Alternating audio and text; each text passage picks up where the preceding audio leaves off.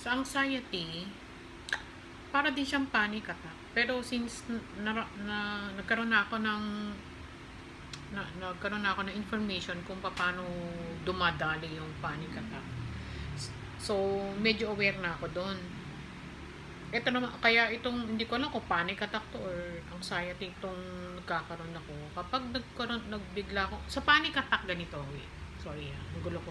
Sa panic attack, ang bilis nung nararamdaman ko yung, hindi palpitation basta mabilis lang yung, yung, yung kabog ng dibdib mo, nararamdaman mo yung mabilis yung, mag-heartbeat, racing heartbeat yung tawag nila. Sa anxiety, walang ganun. Walang ganun. Pero alam kong kinakabahan ako. Hindi ko alam kung bakit, kung ano nangyayari. Basta alam kong kinakabahan ako. Tapos ang nangyayari sa akin, nilalamig yung paa ko. Lumalamig yung paa ko, lumalamig yung kamay ko. Ninenervous diba? Mag-uumpisa ako nervousin. The next thing, dahil ninenervous ako, tumataas yung BP ko. Syempre, hindi maganda yun, diba? Now, nung na-diagnose yun, I have an oncologist na matagal na siya sa akin. Siguro meron na kaming more than 15 years ni Doc. Nabigyan niya na ako ng pambakalma. And then another one, yung nasugod din ako sa hindi lang isa. Nasugod ako sa hospital emergency, tapos isa pa sa emergency din. After kung magstay ng ilang oras doon sa emergency room, pag uwi ko binibigay sa akin Lexotan tapos sabi sa akin next time daw na parang ganun yung pakiramdam ko, uminom daw ako ng Lexotan.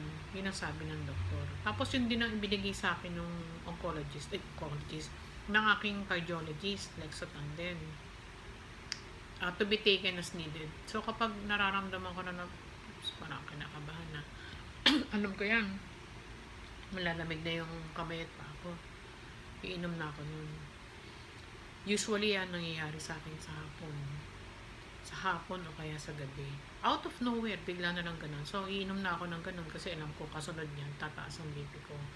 Tapos nun, since alam kong tataas yung BP ko, pagkainom ko ng Lexotan, knowing that I have taken something, parang kumakalma ako ng konti na, so everything will be okay. Within 30 minutes, magiging okay ka na. But still then, I help myself, umupo ako sa isang tabi dyan. Tapos humihinga ako ng malalim.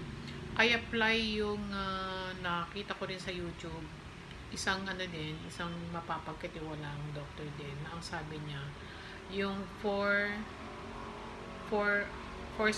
Ang 478 is you take in air through your sa nose, nakasara yung bibig, take air ng 4 seconds, hold it ng 7, and then release ng 8. So ganun, hold ng 7, tapos buga sa bibig ng 8 seconds. So, ganon siya.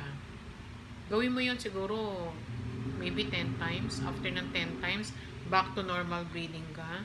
Tapos gawin mo ulit ng 10 times, back to normal. Ganon. I-spend mo yung 30 minutes mo ng ganon. Tapos habang ginagawa mo yun, huwag mo isipin yung nervous mo yung nangyayari sa'yo. Isip ka lang ng iba, ng mga lighter things. Ganon lang ang gawin mo. And then, after 30 minutes, I don't know kung dahil sa gamot or dahil sa ginawa ko, bumababa siya, nagiging less than 120/80. So, kapag ganon, kalma na ako. So, at saka, since ang nangyayari yan, during gabi, ginagawa ko, pinapakain ko na yung mga kasama ko, hinahainan ko na sila. Sabihin ko lang na, mamaya na kakain. Huli na ako kasi taas ang BP ko. So, alam na nila yung kakain na sila. Kapag kumalma na ako, tsaka pa lang ako kakain. Ganun. Kasi, syempre, kapag kumain ka, mataas na yung BP mo, ni-nervous ka, mataas yung BP mo, sabayan mo pa ng kain, di ba? Hindi lalong yan. Nag-emergency na ako mag-isa ko, kumbaga.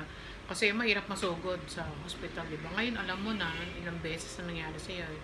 Dapat hindi ka na yung pasugod ka pa sa Kasi tagal, abala rin Pagka nandun ka, abala rin sa'yo yun Yun. And then, another one is, wala na tayong health card. Hindi katulad nung tatrabaho pa tayo, di ba? Want to sawang natin, gamit natin ang health card. Ngayon, wala na talaga. So, tipid-tipid din.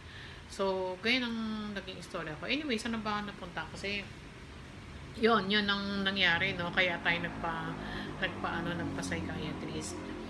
Galing din yan sa panibago kong doktor na pinuntahan, cardiologist, and then sabi ko ang problem ko yung hirap ako makatulog. Tapos yung nagkakaroon ako ng anxiety and konting depression. Pero ang main problem ko talaga yung pagtulog. So sabi ko, ina-acknowledge ko na it's a problem and it must be addressed. Sabi niya, that's good. Kasi sabi niya, may mga ibang tao na may problema na talagang very obvious na may mental health problem. But still, hindi nila ina-accept na meron. Kasi one thing din, first step para gumaling ka, tanggapin mo na meron mali, and then, punta ka. I-subject mo yung sarili mo sa pagpapatingin para magkaroon ng solusyon yung mo nararamdaman mo. Kasi inisip ko, forever ba akong magle-Lexatan or meron pang Saynor, mga ka-level niyang gano'n every time or baka merong something na dapat gawin. Yung nga, chemical imbalance sa sarili ko, sa brain ko na dapat i-address kesa yung umiinom lang ako basta-basta every time na nininervous ako. And then,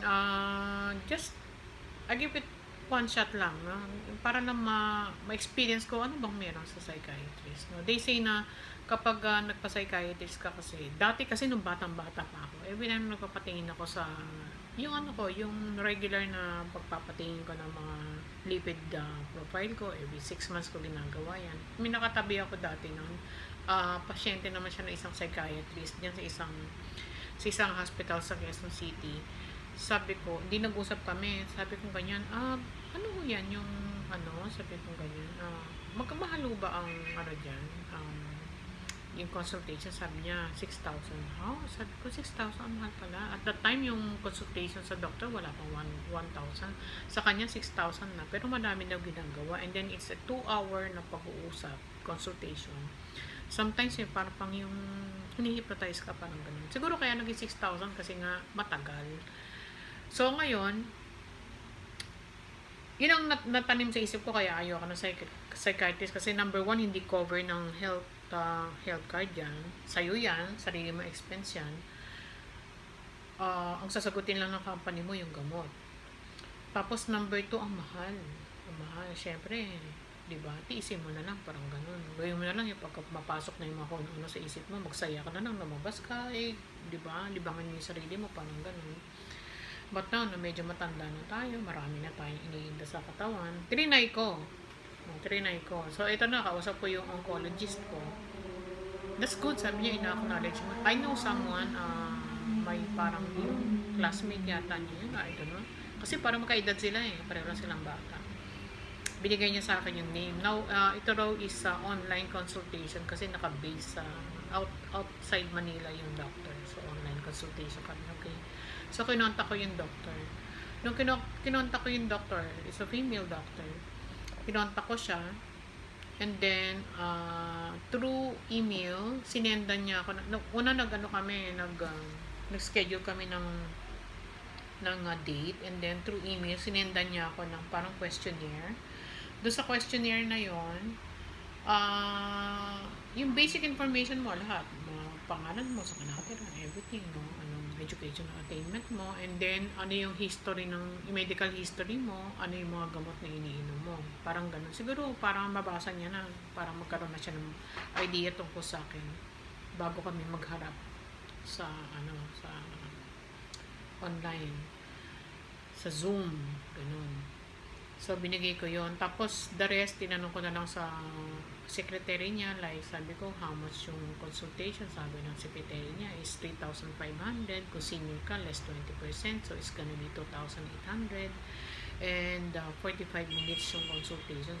So, nung 45 minutes, sabi ko, 2,800. 45 minutes. Sabi ko, wow. Sabi ko, ganyan. Ang mahal. Ang mahal. Anyway, discounted na yun, pero parang mahal pa rin siya, wala tayong trabaho Sabi ko, kailangan ko ma-maximize yung psychiatrist, no? Kailangan may mangyari doon sa 2,800 na yun, ganun. Anyway, Mahilig ako mag-notes eh. Kasi para hindi natin makalimutan. Tsaka everything, maganda yung nakaplan ka. So, nilagay ko na lahat ng mga questions ko, ganun. Tsaka, sinabi ko na din yung, nilagay ko na din kung ano yung mga major complaints ko. At tsaka, ano pa yung ibang gusto sabihin. Ito na, no, naghanap na kami, okay lang. Tanong, sagot, parang ganun. And then, parang ang ano niya sa akin is, mild depression. Pero, tinanong ko, kasi major complaint ko nga yung pagtulog eh. Binigyan niya ako ng something na gamot na hindi siya sleeping pill. Because I'm also taking sleeping pill as needed. I'm taking Rivotril. 1/4 tablet nun. As needed yon. But, hindi ko siya sinasabay sa Lexotan. Parang ano lang siya, pag gusto ko matulog, Rivotril. Pag kinakabahan ako, Lexotan. But napansin ko, kapag uminom ako ng Lexotan, inaantok din ako. Maybe because nare-relax ko ng todo. So, tinanong ko lang siya, ito bang gamot na binigay mo sa akin, Dok? Pwede kong isabay din or iinom din ako ng, hindi naman isabay, siguro 30 minutes gap. Iinom din ako ng Rivotril as needed or Lexotan as needed. Oh yes, sabi niya, no problem. Sabi niya ganun. So, ang ginawa ko, unang binigyan niya lang muna ako ng ang tinanong niya is, parang after 2 weeks, mag-online ulit kami. Hindi ko masabing yung pondo ko, di ba? Hindi ko masabing ganun. Kasi marami pa akong doktor na pinupuntahan, hindi naman siya. And since naisip ko, since mild depression, hindi naman ako grabe. Sumagot lang ako. Pero, in my alam kong parang mag-iisip muna ako kung gagawin ko pa nga yung second consultation. Kasi nga, number 1 mahal. So, trinay ko yung gamot. Ang sabi niya sa akin, take 1/4 of this sa gabi. Siguro 1 hour after dinner. And then, tulog ka. Higa ka. Kapag pansin mo, hindi ka pa rin makatulog after 1/4 na tablet, inom ka pa ng another 1/4 to a max of 1/2 tablet. Ang ginawa ko, since lagi na ako nagtitake na ako ng mga Rivotril eh, di ba? Nagtitake na ako ng melatonin nga, hindi na may epekto sa akin eh. Yung melatonin 3 mg, 3 na iniinom ko nun. Hirap pang umipekto. Siguro dahil nasanay na yung katawan ko sa ganun. Hindi na ako nag 1/4 nung binigay niya. Antimano 1/2 na kagad. Ang ganda tulog ko. Okay yung tulog ko. Ang hirap pa lang talaga, yung after mong yung next morning kailangan gumising ng 40. Yun ang parusa. Even then, iniinom ko pa din siya. Tapos, ito na, naubos na yung 15 tablets. Sabi ko, paano to? Hindi pa ako makakaano sa kanya. Tatanong na nga siya sa email. Hindi ko na nga sinagot. Diyos ko, sorry po. Kasi, nahiya rin ako sabihin yung siyempre, nagpa-priority ako ng expenses eh. Eh, since maganda yung resulta sa akin ng gamot, binasa-basa ko lang sa Google tayo. Naman si Dr. Google ang laging takbuhan ng mga mahihirap. Kahit nga hindi mahihirap, yun ang kinoconsult. Tinignan ko naman doon na it can be taken mga kahit 6 months. At saka hindi ka pwedeng, I don't know kung hindi ka pwede or parang nakalagay doon na hindi mo dapat i-withdraw ng abrupt. Kailangan dahan-dahan. So, trinay ko na bumili with the same prescription. Tinignan ko ulit mo. Nakabili ako. And then another one, nakabili ako. So, tinuloy ko. Ang ginawa ko lang. Kung dati, everyday ko tinitake, naging every 2 days, naging every 3 days. Hanggang kaya ko. Ganun. And then, ang bala ko, ida-drop down ko na kung wala na. Parang ganun. Like, today, as of today, parang 1 week na akong hindi nag-take. Pero meron pa ako dyan eh. Hindi ko alam eh. Paano yun. So, that's it. That's it, ladies and gentlemen. My story of my psychiatric consultation. It's a good experience kasi syempre itong mga bagay na to, hindi ka lang naman may kasamang ano yan may kasamang personal na ano yan. Kasi inaalam talaga niya kung hinahalukay niya sa nanggagaling.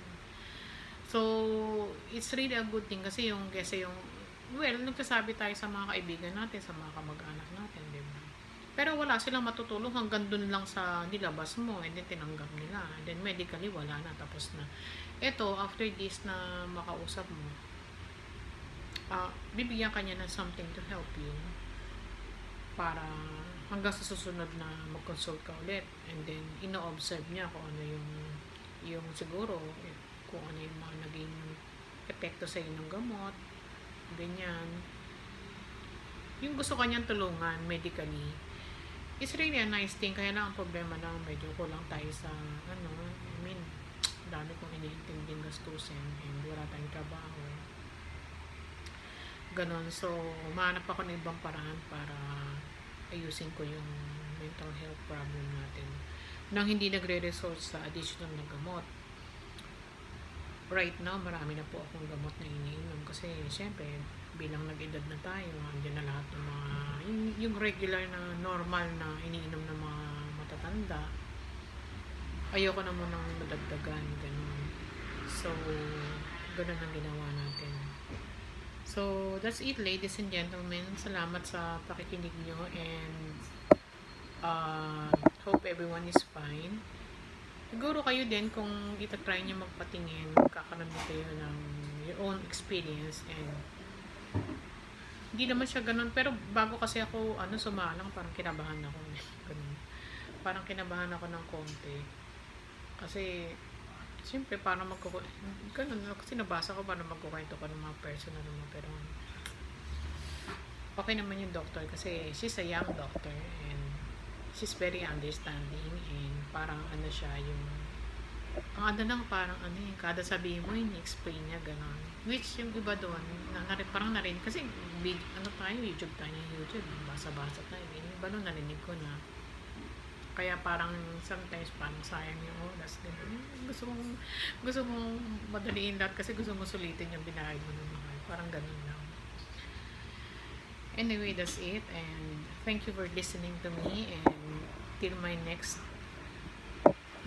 video. Have a good day. Good night. Bye.